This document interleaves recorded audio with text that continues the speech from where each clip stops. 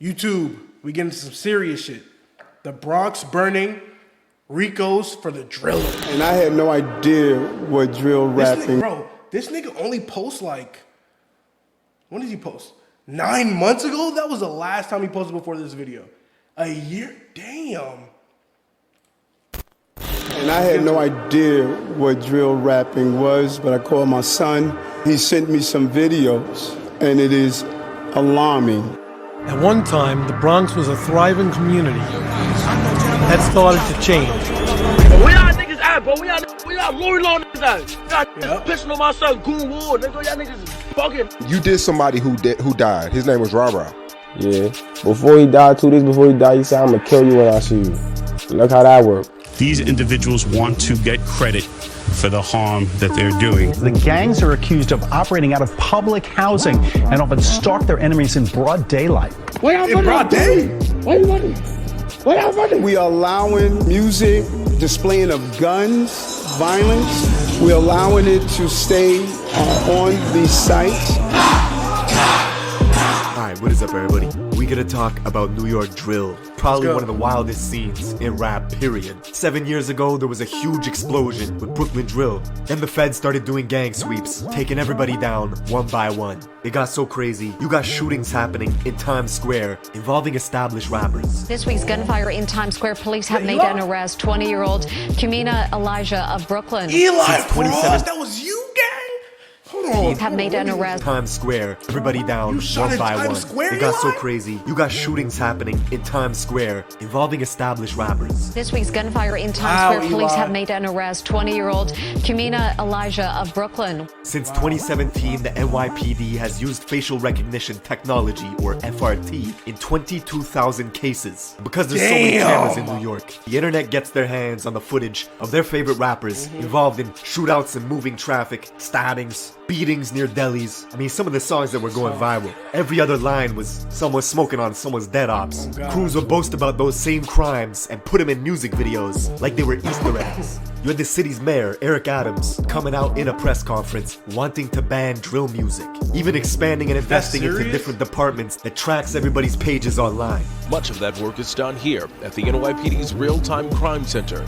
They're bragging about what they're doing. Social media has proven to be an invaluable tool. A few years ago, the Bronx took over. Maybe one of the sickest boroughs in the city. The society in the Bronx is horrible. Rappers from the Bronx to stop using the music to encourage shootings. I remember in the 90s, kids were throwing fridges off the roofs of the River Park Tower projects in the Bronx. And now the kids from RPT are getting indicted by the dozens on federal racketeering and gang conspiracy charges. Niggas don't care about me, my heart. Like, my heart only been like 3 months. Like, niggas really forgot about me already. With the government trying to pin them for everything from murder all the way to animal cruelty. Talking about one of the most infamous... Y'all beating on animals? Drill voices in the scene. Dethan was talking shit to a pigeon on an Instagram live stream with his boys, then shooting it dead for 100 views. Okay, a pigeon, okay. I thought we were talking about like a dog or some shit like. Your little mate's right here. Dog, wait. You gonna pick him up? I can't look. See, everything in New York was getting done for clout, followers, and numbers. With shootings spiking from 200 all the way to 500 last year. It's all young kids, aged 13 and 15, maneuvering the back alleys and the looping hills in the Bronx, using scooters to carry out hits in broad day. This gang conducted wolf pack-like searches throughout the investigation. Now, we're getting into all this, but first, check out my song of the day. This is my guy Millie's. Let's go. Better be crank. Someone to urgent before they make me a patient. With the stroller in a hospital hallway pacing. Put it on my mama, I was young, broad day. Trying to make it count, busy dressing. To understand this story, get ready to see wild shit. I mean, you got gangs dressing as Squid Games for Halloween, and it's not to go trick-or-treating. That's the last 2 summers, Bronx drill was everywhere. On TikTok, radio stations, you got 3 to 4 sets of different cousins, blood-related, all established rappers, beefing with each other because of block politics. That's my cousin. No, both of them are your cousins. Everybody's like, wait, hold up. They cousins, they're going at it, but we know who that is. Can't wait to see Auntie now. Huh. Because y'all all family, technically. What the fuck is that nigga's name? Damn, I forgot his name. Ever see Shooter the Trend. I think it's Shooter or Shot of the Trend. Solid. Nah, I don't think so. Wow. The music in the Bronx is super I high. know my sometimes too Bronx high. shit. Like these kids got ADD or something. The Bronx has the biggest dropout rate in all of New York, and it's becoming a problem. You got kids going to school in rival territories, with different campuses getting metal detectors in them to squash gang shootings. Really? OIK, you heard? That's how you can. I remember this video. That's how you can. This, of course, is the rapper Shy K, with 100 million views on YouTube in 2 years of rapping, coming out of the Cortland Projects in the South Bronx, aka home of extortion. In 2009, the Cortland Homes was subject to a police sweeping called Operation Bad Apple, which took down 52 people for racketeering and gang conspiracy. The NYPD even went on to build a police building right across the street from the projects called PSA 7, even though a precinct and a Bronx borough court are literally a few blocks away. Cortland's home to popular rappers like B-Love and Shaike. Shah, who's known for having a deep-ass voice that doesn't really match his face, went to the rival school in Mott Haven campus, just 9 minutes away from his hood, where he would bug out towards any kid that repped the rival gang, the YGs. He was making posts talking about YG killer, even hopping on Instagram lives at 12 years old, saying directly to a YG kid named Wu Lottie that he was gonna spare him. What's up, dear Wu Lottie? I remember. Yo, he said, what's up, dear Wu Lottie? I know. I'm not gonna jump you, I'm gonna jump nuts. Damn, that nigga 5 looks years later, so Wu young. Lottie would get murdered. See, the Young Gunners. I'm not gonna jump you, I'm gonna jump nuts. 5 years later, Wu Lottie would get murdered. See, the Young Gunners, or the YGs, is an infamous Bronx-made gang which started in 2003 in the Mott Haven houses and the Patterson houses, just 10 minutes away from Cortland. 2 detention centers in the Bronx, Horizons and Crossroads, are breeding grounds for gang recruitment, and the YGs were formed to combat the overwhelming numbers of Bloods in adult jails like Rikers Island.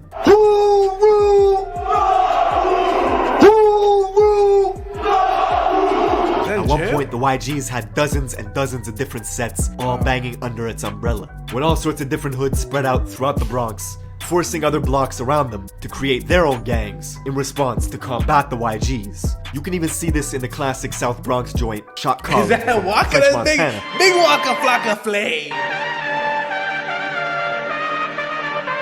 In the video, French is surrounded by YGs, and here you can see the leader, Ju Hef, who was killed a few years later at Club Tropicana, beaten on the head with the glass base of a hookah pipe. And when the glass shattered, his ops used a metal rod inside the hookah to continue pounding his head, leaving Ju Hef drenched in blood. He died in a coma a week later. The youngsters who oppose YGs often cite this event to antagonize them. YGs were notorious for violence themselves. Locals remember a horrific event that took place on April 16th of 2012 when a gang of YGs were drinking liquor on a hazy night, discussing who was the toughest in the crew. This crew of YGs made a 7-minute walk and stormed their rivals on Cortland Ave to see what they could catch. The Cortland buildings were empty, except for one kid, a 16-year-old named Noah Bala, aka Moses, was alone walking. Probably weighed about 90 pounds soaking wet. The YGs chased him, kicked him to the ground, and stomped him to death.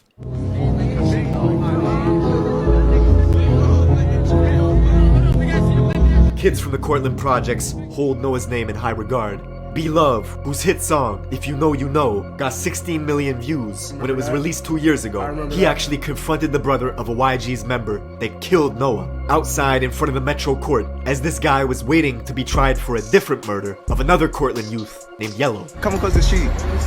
I came to court with it. God, last time you throw that up one more time. What the fuck you talking about? What you talking about, pussy? Come across the street. The Bronx is so crazy. Dudes will get active in the courts, outside the courts, in front of police. They don't care. Showtime.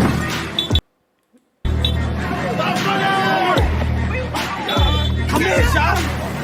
I'm calling the court tonight. Now, Noah's death is brought up in dozens of drill songs, all to disrespect him and the Cortland Projects. Notorious YG rapper D-Thang out of the River Park Towers, a YG stronghold in the West Bronx, made the song Wedgie Man This, Wedgie Man That. In it, D-Thang has a cold-blooded line talking about the beating of Noah. Just watch how we spin like a fidget. If we catch I be going like that midget. So jelly fall back, I'ma clip him. That song is riddled with disses. The title itself sounds funny. Wedgie Man This, Wedgie Man That. Wow. It's a direct shot at Shy EK, the rapper from Cortland, who was caught on camera getting a wedgie. Drag him! Yo! You like my new... So, What you mean? Nigga, that's such a movie thing to do, bro. A wedgie? Oh my god. Now, D-Thang's home, RPT, the River Park Towers, alias the Death Towers, encompasses two 44-floor buildings and two 38-story buildings standing over the Harlem River. 8 years ago, the feds took down 20 of their top guys, wiping out the leaders, hiring security guards, and installing cameras to stop people from dealing drugs right outside. Then, the kids took over. one way in, one way out. So this is my brother for life, forever. They continued drug dealing, robbing. The feds were actually finding illegal weapons in the music videos, then tying Y'all using it for the music videos? What the fuck got shot? Is that true? Yeah, we know. Word of my mother, we know. New York has always had very strict gun laws. People wanted to know how these kids were getting their hands on weapons. Ghost guns, these untraceable firearms made from parts you could purchase online. It's been wrecking havoc in the city. If you're a child, if you're a convicted felon, you can go online and purchase these parts, get the parts, construct a firearm. Serial numbers, untraceable, no background check, nothing. That is a problem. The whole of 2021 was crazy. As the feds were tuning into Instagram lives, you could see stuff like rapper D-Thang with his own cousin, K-Flock, flashing out on each other for a live audience. That's his cousin? Buddy, don't do that, buddy. Don't do that, buddy. If I see Stunner, you know I'ma whack him. Fuck that. No, I'ma clash him. Show my energy last time I saw you, Stunner. K-Flock is literally D-Thang's blood cousin, coming from the famous Little Italy part of Central Bronx, near the 48th precinct. K-Flock's own mom pretended in an interview not even to know who D-Thang was. Him and D-Thang are cousins. I don't even know who that thing is. I'm the mom and I'm confirming it. That's nowhere near related to me at all. His gang, DOA, or Dead on Arrival, is an allegiance of 5 blocks, all of which are surrounded by YGs and Drillies, a vicious gang of bloods that also oppose K-Flock and his gang DOA. Oh, Sa Flocka, come play. Come play today. Doogie Man, homie, K at home, visit niggas know my bop. LMFAO had him writing post talking about go home, he ain't want to come down. You always playing on the internet. I want you to come play today. Now, because the fans knew K-Flock as a crash-out specialist who would film his gang endeavors all for social media, this resulted in all his music getting more and more views. Let me tell y'all what he did, bro. This nigga gonna call me to a mansion party full of hot. Ask KK. Yo, I was there. We was in there, but who was there? That's what I'm saying. Locker in there. Right the room, no. Now, this would make his rivals upset and jealous. K-Flock would bring them into Instagram lives just to argue with them. Bro, y'all over scariness. I was following y'all. You never did nothing to me though. Really never did nothing to me. That kid he was talking shit to is Rajiz, a YG member from the 800 block, literally a 15-minute walk away from K-Flock's hood. Now, just 2 weeks after they had that argument on live, this YG kid Rajiz would preview a track called Real Facts, where he was going after K-Flock. Hey yo, kicking out, let's with the facts. Anytime that they try to backs, he blew you again, you ain't smoking on Mac. While this was going on, the feds were catching these same YG kids on surveillance cameras, carjacking Toyota Camrys, Mercedes Benzes, even robbing someone at gunpoint. A month later, on July 11th, those same YG goons were hunting in DOA territory, K-Flock's neighborhood. They only had to drive 6 minutes before stumbling upon a 13-year-old kid named J-Rip, who looked up to K-Flock with huge admiration. One kid hopped out of a black Honda Accord that had 3 orange racing stripes on its hood. The kid aimed his pistol, unloading into J-Rip, who stumbled into this cafe, Angels, bled out, and died in front of customers. Damn, the same cafe, Angels, in front of where customers?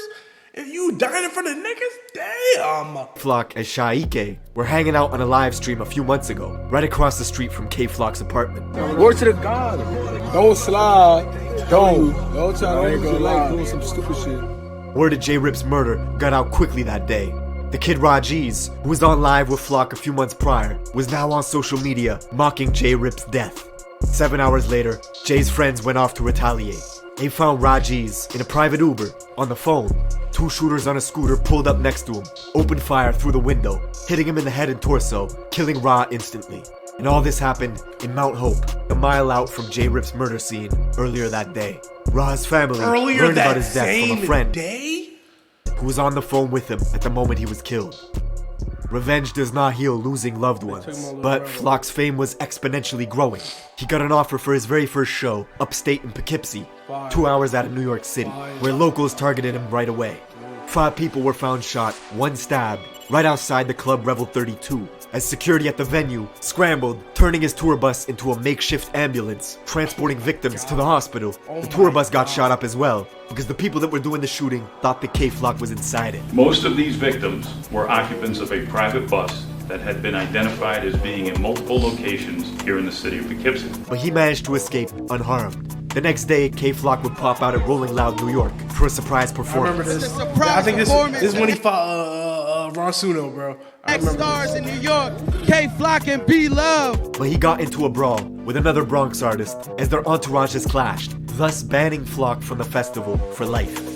But all this beefing just boosted his profile. That same night, he would drop the song Being Honest with G Herbo, which now has 25 million views on YouTube. It was like K-Flock was on top of the world, but he was still doing drills. 6 days later, he was in a rental car with his boys, driving to his cousin D-Thang's building, the River Park Towers, spotting an op, shooting them on the Roberto Clemente Bridge. You'd think it would stop there, but no. The next week, undercovers pulled K-Flock over in Yonkers, finding a gun in his sock, which if you know New York laws, carries a 3 to 5 year sentence. The very next day, he was bragging about buying a new gun. You're thinking this might stop, and it will. Getting close to Christmas, on December 16th, 2021, K-Flock walked past the barbershop in Harlem early in the morning, had a standoff with this man, pulled a pistol out, and shot him dead. The rapper in the city with the most buzz, caught on surveillance video, wearing designer clothing from head to toe, shooting a rival. And the shoes he's wearing in surveillance video that day are the same unreleased Jordans he was showing off for social media just a few days before. The craziest part is the guy Flock's booked for killing comes from a set in Harlem that have the same enemies that K-Flock has. Geographically, they have the same rivals. They both beef with YGs and Drillies. Flock began beefing with this set in Harlem called the OIs because one of their rappers, E-Dot Baby, was seen at a party smoking on Instagram Live with some YGs. Yo, this shit, why do this shit got 300 views? So Flock turned on him, gathered his posse, and made one of the coldest Bronx drill songs yet, called Brotherly Love. Riddled with disses towards this Harlem set. That was a fire fucking Niggas talking fuck he wanna do.